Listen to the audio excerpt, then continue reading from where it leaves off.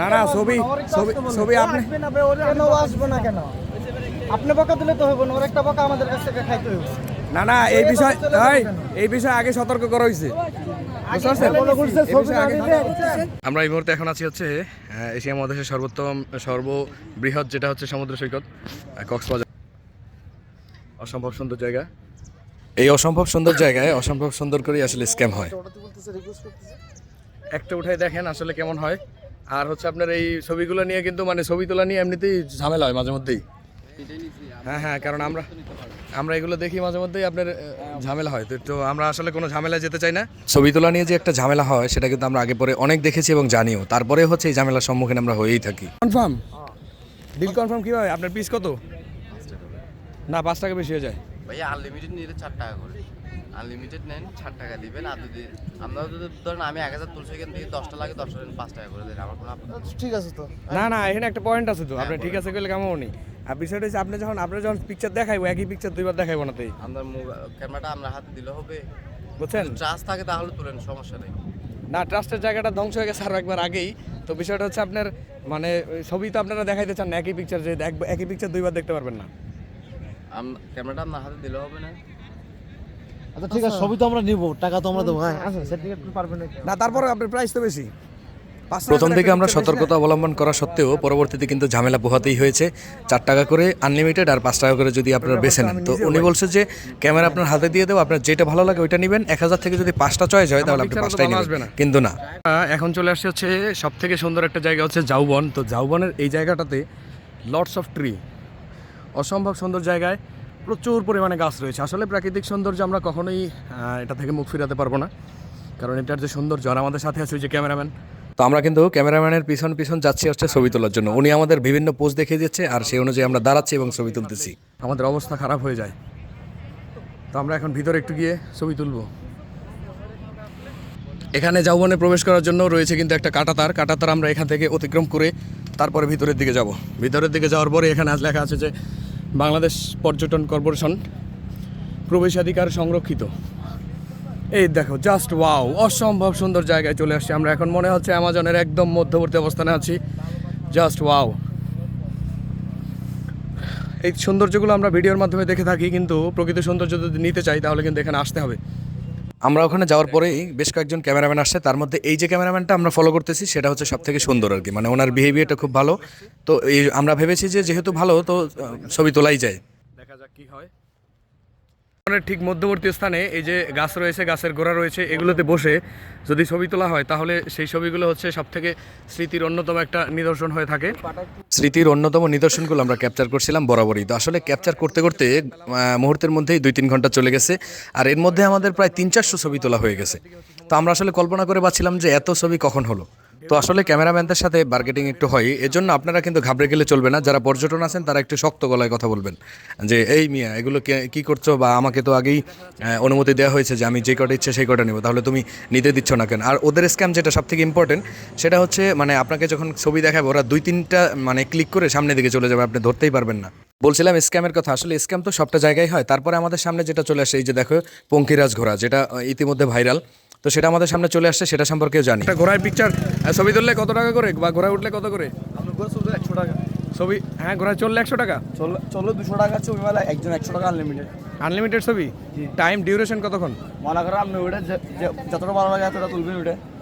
আচ্ছা 100 টাকা। প্রাইসটা একটু বেশি মনে হচ্ছে। প্রাইসটা একটু বেশি হয়ে যায় বলাতে তার বাচনভঙ্গিটা এরকম ছিল যে ভাই আপনার ঘোড়ায় ওঠার দরকার নেই, আপনার ঘোড়ায় উঠতে হবে না, ছবিও তুলতে হবে না, আপনি চলে যান। তো আসলে পর্যটক যারা তারা হচ্ছে অসহায় হয়ে যায়। তো আমিও অসহায়ের মতো তাকে আবার পিছন থেকে ডাকলাম, ভাই এদিকে আসো, একটা ছবি তুলি। ছবি যদি না তুলি তাহলে স্মৃতি সংরক্ষণ কিভাবে হবে? তো সেই সুবাদে তাকে ডেকে নিয়ে আমরা দুইজনে ছবিতে ঘোড়ায় উঠে ছবি তুলেছি। আর হচ্ছে একটু চড়েছি, 200 টাকা হয়ে গেছে বিল। কিন্তু ব্যাপক পরিমাণে প্রবলেমের সম্মুখীন হতে হয়, যেটা খুবই অনাকাঙ্ক্ষিত এবং অবাঞ্ছিত। সমুদ্র সৈকতে আসার পরে খুবই আনন্দের সাথে আমরা খুব সুন্দর করে ছবি তুলি, ভিডিও করি, কিন্তু সেটা পরক্ষণে আমাদের আসলে একটা প্রবলেম হয়ে দাঁড়ায়। তো সেই দিকে অবশ্যই খেয়াল রাখতে হবে। যে এখানে যেটা আছে এটা নিয়ে অবশ্য গোসলের টাইমে এখন হচ্ছে মোটামুটি সমুদ্রে দেখা যাচ্ছে, মোটামুটি ঢেউ আছে। তো একটু পরে যখন জোয়ার আসবে তখন কিন্তু ঢেউয়ের মাত্রাটা আরও বেশি হবে। তো সেই ক্ষেত্রে এখন কিন্তু মানুষ মোটামুটি কম আর কি, হ্যাঁ সকালবেলা তো তো আসলে মানুষ আসবে আরও বেশি রাতের দিকে। মানে সমুদ্র সৈকতে আসলে এই যে টেবিলগুলো দেখতে পাচ্ছি বা চেয়ার, এই চেয়ারগুলো হচ্ছে প্রত্যেকটা আসলে ভাড়া নিতে হয়।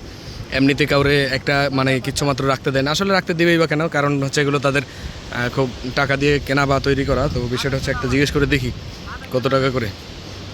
মামা চেয়ার কত করে একটা? হ্যাঁ 2টা 60।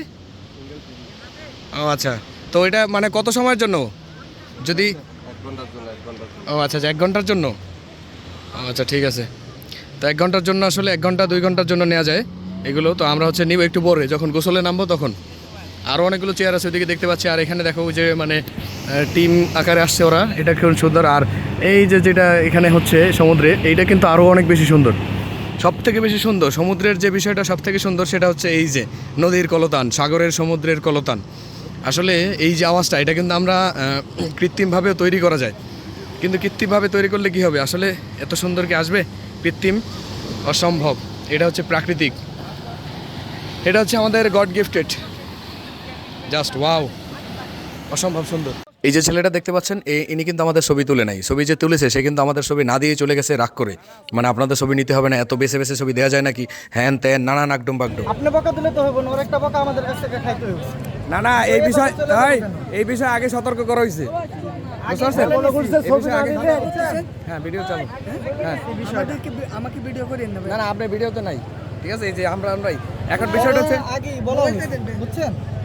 ওরা আগেই বলা হয়েছে ছবি দেখে বাইসা নিবা, যদি ছবি নেওয়ার হয় তাহলে বাইসা। ছবি কয়টা আছে তোমার কোয়া হয়েছে?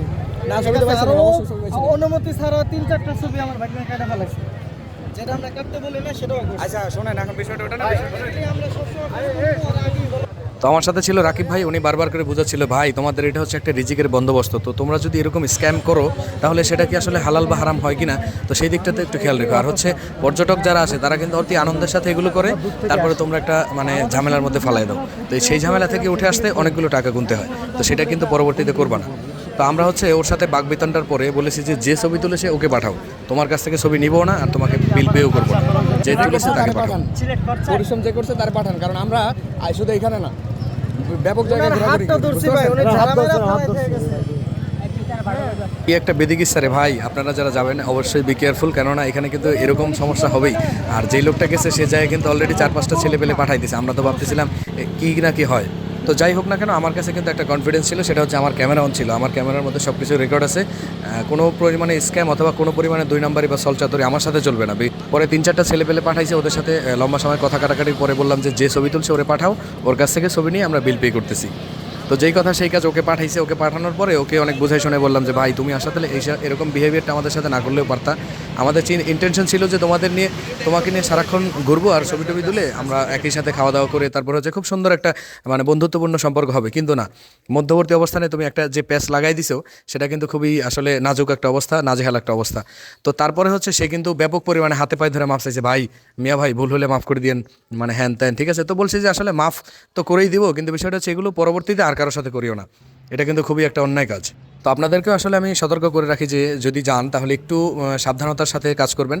তাদেরকে কিন্তু আপনি একেবারেই হচ্ছে ফাঁকি দিতে পারবেন না, তারা আপনার সামনে চলে আসবে এবং আপনাদেরকে আসলে এরকম ছোটোখাটো স্ক্যামের মধ্যে ফালাই দিবেই। So be careful. পর্যটন কেন্দ্রগুলো উপভোগ করতেই হবে, যতই স্ক্যাম হোক না কেন, আর সেগুলো হচ্ছে উপভোগ করতে হবে এবং তুলেও ধরতে হবে যেখানে যে স্ক্যাম হচ্ছে। তো সাবধানতার সাথে অবশ্যই ঘুরবেন। আজকে থাকছে এই পর্যন্তই, দেখা হচ্ছে অন্য কোথাও।